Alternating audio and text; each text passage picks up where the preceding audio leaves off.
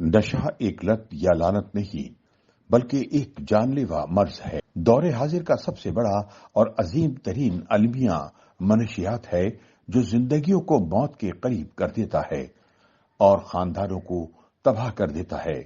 नशा न सिर्फ मरीज को बल्कि खानदान को भी अपनी लपेट में ले लेता है।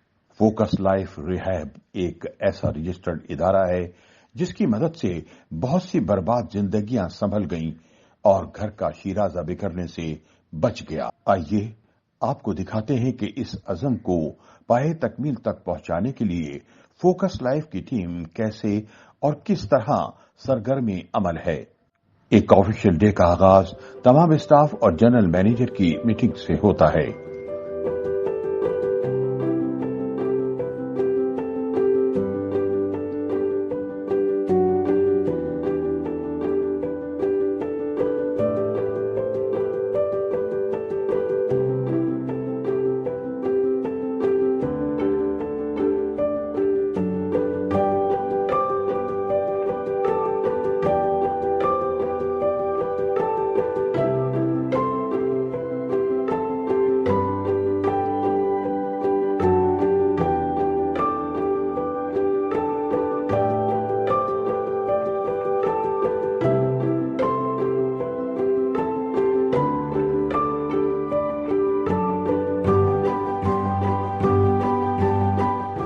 मैं बिल्कुल ठीक हूँ। आप कैसे हैं? नींद कैसी है? नींद ठीक। भूख कैसी?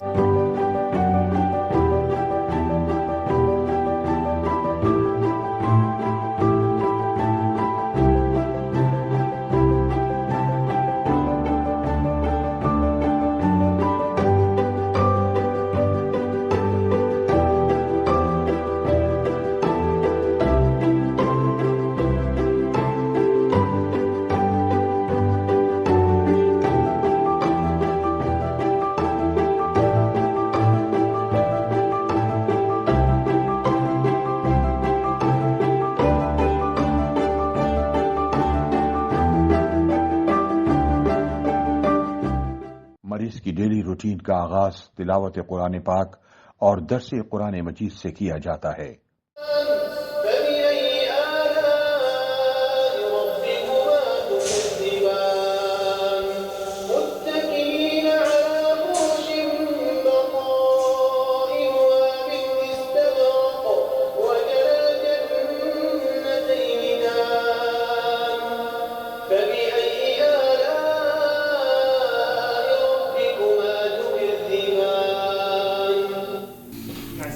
सवाल है कि हम नशे की हालत में अक्सर होते हैं, उस टाइम हमें नमाज पढ़नी चाहिए कि नहीं पढ़नी चाहिए? बिस्मिल्लाहिर्रहमानिर्रहीम। कुरान में इरशाद बारी ताला है, जब या अय्युहल्लज़ीना आमनू ला तक़रबुस्सलाता व अंतुम सुकारा हत्ता तअलमू मा तक़ूलूना वला जुनुबन इल्ला आबिरी सबील, कि जब तुम नशे की हालत में हो नमाज के करीब ना जाओ, किसी भी इबादत के करीब ना जाओ, क्योंकि जब बंदा नशे की हालत में होता है वो अपनी हालत से बाहर होता है और दीन इस्लाम ने मना फरमाया। दर्स कुरान पाक के बाद मरीजों को डेली शेड्यूल दिया जाता है जिसमें इनकी ग्रुप थेरेपीज, लेक्चर और इंडिविजुअल काउंसलिंग शामिल है। नशा एक आदत नहीं है, नशा एक ज़हनी और जिस्मानी बीमारी है जो हमारे रवैयों को, हमारी सोचने समझने की सलाहियत को बुरी तरह से मुतासिर करती है। नशा हमारे ब्रेन के जो केमिकल होते हैं उनको इम्बैलेंस कर देता है, जिसकी वजह से हमारे ब्रेन की नॉर्मल फंक्शनिंग जो है वो डिस्टर्ब हो जाती है। हमें सही गलत की जो पहचान है, हमारी परसेप्शन है, वो तमाम की तमाम चीज़ें हमारी नॉर्मल रूटीन से हट के ख़राब हो जाती हैं, हमारे रवैयों में ख़राबी आ जाती है।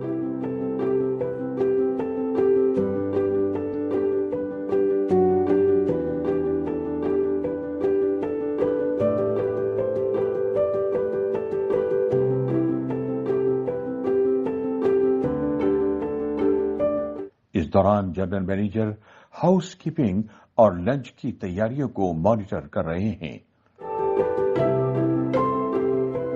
मान गए कि हम नशे के सामने बेबस थे। मैम, ये बेबसी क्या होती है? बेबसी बेसिकली तब होती है जब आप किसी चीज़ के आगे कमज़ोर पड़ जाते हैं। जैसे कि नशा है वो आपके आगे बहुत ताकतवर है اور آپ اس کے آگے کمزور پڑ جاتے ہیں. جب آپ نشے کے آگے کمزور پڑ جاتے ہیں تو آپ خود کو بے بس محسوس کرتے ہیں, اور اس بے بسی کی وجہ سے آپ ڈرگ کا استعمال کرتے ہیں, اور اس کی وجہ سے آپ کی جو زندگی ہے وہ غیر منتظم ہونا شروع ہو جاتی ہے. جیسے کہ آپ کے رویوں میں بگاڑ آتا ہے, اور آپ کی جو ڈیلی کی روٹین ہے وہ ڈسٹرب ہونا شروع ہو جاتی ہے. پھر آپ کے اپنے گھر والوں کے ساتھ تعلقات, معاشرے میں جو بھی آپ کے رویے ہوتے ہیں وہ بگڑنا شروع ہو جاتے ہیں.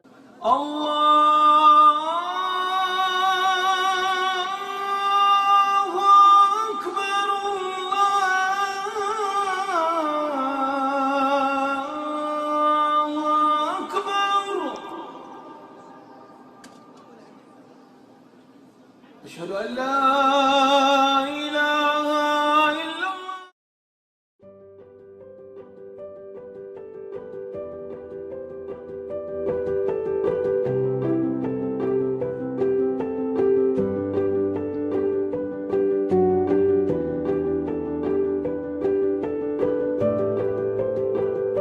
لنچ اور نماز کے بعد دوبارہ سے ڈیلی شیڈول کو ریزیوم کیا جاتا ہے. Role of medicines in addiction, یا ہم اس کو یہ بھی کہہ سکتے ہیں role of medicines in substance use dish order.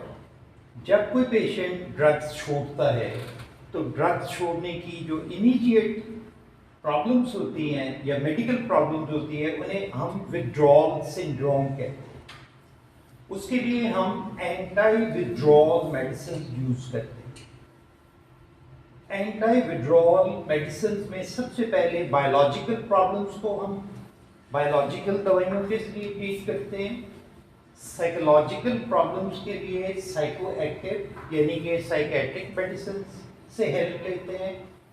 Neurological problem کے لیے جیسے اعصابی بیماری, اعصابی مسائل کے لیے ہم نیورولوجیکل میڈیسنز یوز کرتے ہیں.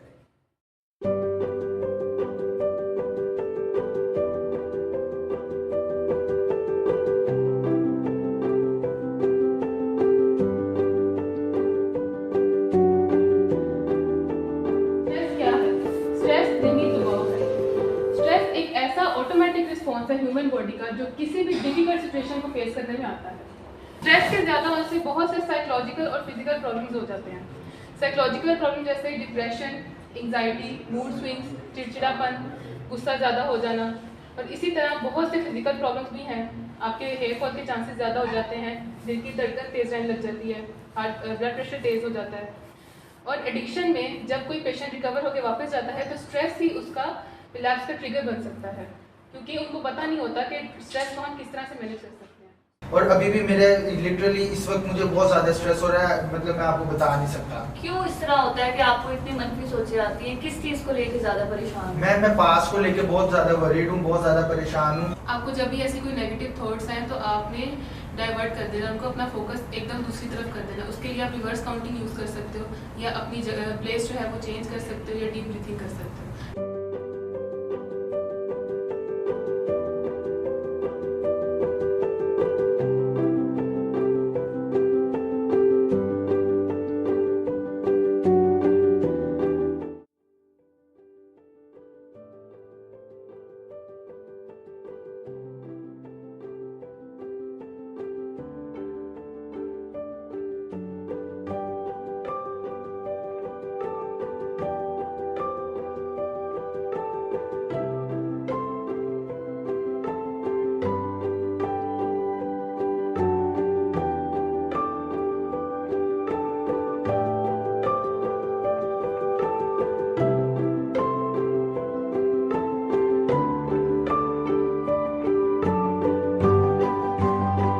ہائیجین ہم سب کے لیے اور ایک ایڈکٹ کے لیے کیوں ضروری ہے؟ جب آپ کسی چیز کے انفلوئنس میں ہوتے ہیں اپنی باقی چیزوں کے ساتھ, آپ جیسے کہ کھانا پینا, سلیپ ہائیجین, اسی طرح آپ اپنی پرسنل ہائیجین کا بھی خیال نہیں رکھتے. تو ایک ایڈکٹ کے لیے ضروری ہے کہ وہ اپنی پرسنل ہائیجین کا خاص خیال رکھے. اس چیز کی پریکٹس اس سے ڈیورنگ ٹریٹمنٹ ہی اسٹارٹ کر دینی چاہیے. اس میں یہ شامل ہے کہ وہ جیسے کہ صبح اٹھے, شاور لے, صاف ستھرے کپڑے پہنے, برش کرے. مریض کی صحت اور فزیکل فٹنس کو مد نظر رکھتے ہوئے ڈیلی بیسس پر ایکسرسائز کروائی جاتی ہے. اینگر ایشوز کو کچھ کنٹرول کرنے کے لیے ہمارے کچھ ٹیکنیکس ہوتی ہیں جس سے ہم اینگر کو مینیج کر سکتے ہیں. تو جو ہم عام طور پہ یوز کرتے ہیں وہ 4D ٹیکنیک ہے. کون سی ٹیکنیک؟ 4D techniques. اس کو جب ہم یوز کرتے ہیں تو ہمارا اینگر جو ہے وہ تھوڑا سا ہمارا کنٹرول میں ہو جاتا ہے. تو آپ کچھ کہنا چاہ رہے ہیں؟ میرے اچانک غصہ آ جاتا ہے مجھے، کنٹرول نہیں ہوتا. تو جو 4D ٹیکنیکس ہے وہ آپ کو ہیلپ کرے گی کہ آپ کس طرح اپنے اینگر کو مینیج کرو گے. تو 1D جو ہے وہ ڈیلینگ ٹیکنیک ہے. 1D stand for dealing, delay کرنا. اس ٹائم پہ اس جگہ سے اٹھ جانا ہے، کہیں اور چلے جانا ہے، اور پھر اس کے بعد اپنی جو بات ہے وہ اپنی ایکسپریس کرنی ہے.